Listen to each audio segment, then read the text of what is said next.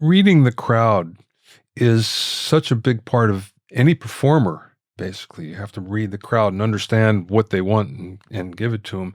But for a DJ, again, differences in reading the crowd. Reading a crowd is an acquired skill. It takes many, many times of being in different environments, seeing what songs work for what demographic part of the population that's there, what doesn't work. There are no two crowds that are ever the same because people will be in different moods and different times of their lives. There's no two crowds that are ever the same, but you have to learn what works, what doesn't work. You get a lot of requests. Do you take the request? Do you not? I love the model kind of three for them, one for me. Three songs for them. I sneak in one that I love. That'll keep you sane.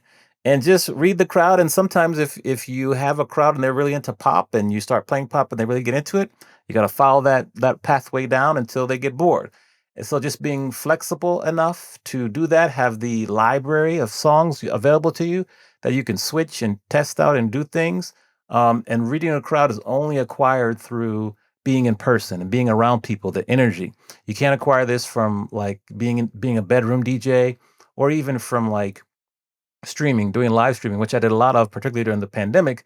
Like that just there's you just don't know how to read a crowd through that. You have to be in person around people. I read one of your blog posts about I think it was the 10 items that every DJ needs. Yes. I don't know, not what you call essential items. These were other items that are essential when they're needed for the most part. But tell me, how much does gear matter? Because it seems like you can make this work under a lot of different circumstances. You can. I think as we go day by day, it matters less and less. You just need, the proper AV setup. You can have a controller, turntables, mixers. It doesn't matter as long as you have the music there with you and a way to project the music through the sound. So gear matters less and less each day, in each week, in each year, but you still need the basics like how to mix, how to program, how you're looking, presenting yourself. Of course, on that list, my favorite thing on that list is probably tape because tape can save you. So that's one of my favorite things. And just backups. Nowadays we have our phones. You can maybe use Bluetooth, but just have a backup in case, as I was mentioning in the book, the music goes down, you have something to plug in so you can keep something going. That's probably the key. Backup computer, maybe, iPad. So gear matters less, but you still need to know how to adjust to the fly if part of your gear does not work. I'm really surprised when you say that something always goes wrong. And I know from playing in bands for a lot of my life and doing gigs, after a while, it just wouldn't happen. Yeah. You, Yeah. you know, it got to be where you knew where everything was and the equipment you had was reliable and it rarely, broke. Well, I would say as you get more experience, what might have taken you an hour to fix before will take you 2 minutes. What might take you 35 or 45 minutes to troubleshoot live, you know what's happening, you can fix it on the fly or adjust quickly. So the time period it takes for you to troubleshoot shrinks tremendously. So it's like an afterthought now. Like now, if I go tonight to DJ and the computer's not loading up, I know to reboot, switch something on the like the controller or the mixer and do things. Whereas before, when you were first presented with that problem, you're like, oh no, how do I got to figure this out? What's the signal flow? Where now I'm used to it. So I can just switch, and we're off and running. You're a professor, you mentioned it, Cal State Fullerton.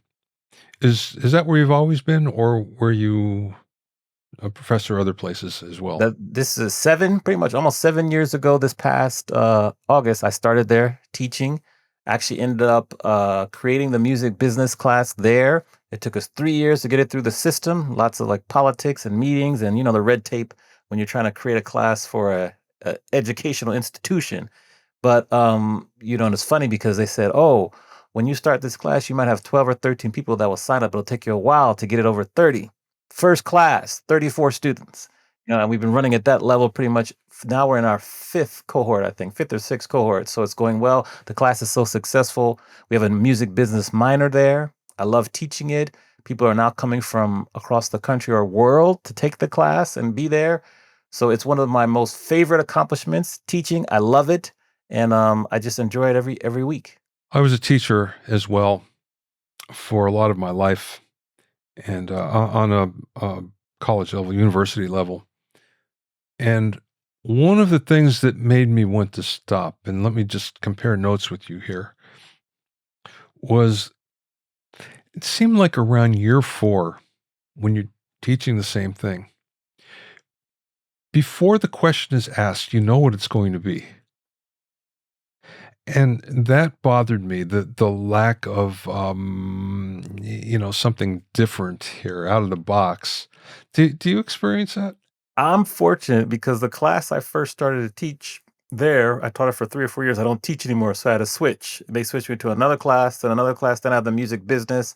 Now for the last, like, 3 or 4 years, I've pretty much been in the same classes, but I try to learn from the students as much as I teach them. So I'll switch things up, try to do projects a different way. We have different discussions. So I relate to you get the same questions, but it's a new group of students and we have a very different student who was maybe the last 3 or 4 years because most of those students were going to high school in the pandemic, graduated, now they started college in the pandemic, so they're different. Now we have some newer ones that maybe weren't starting college in the pandemic, so it's new. But most of them, because I teach 400 level classes, so most of them are seniors. So they're already on their way, so they're excited about learning about what life will look like after graduation. So they're a little bit serious. So it helps. But if I was teaching 200 or 300 level classes, I'm sure I would run into more what you did. But so far, so good. I don't really have that issue. And the students keep me on my toes. So I like learning from them and it keeps it fresh. So you mentioned about the students that were in high school during COVID. How are they different? Well, first of all, they don't put their cameras on during the Zoom Zoom classes. That's the first thing. They also it takes them a little longer to speak up. They're more introverted. They engage less. They're not as skilled in terms of working on teams and group projects as other students. So we really have to push them. And they're just quieter. That's generally speaking. So that's kind of what it is. So we really have to try to bring them out, draw them out. They do love games and gamification. That'll get them going. That's what I'm noticing. So it's really the public speaking. We really have to do a good focus on that because they're not good to presenting in front of people. They're used to like computer and just talking. Those are some of the skills that we're working to improve with the students. Speaking of public speaking, you do quite a lot of it. Is it always on the same subject? Usually it's on a couple subjects like unlocking creativity. I talk about that with any audience, primarily like corporate audiences through that. I talk a lot about the music business, particularly when I'm speaking to a music audience in terms of earning revenue.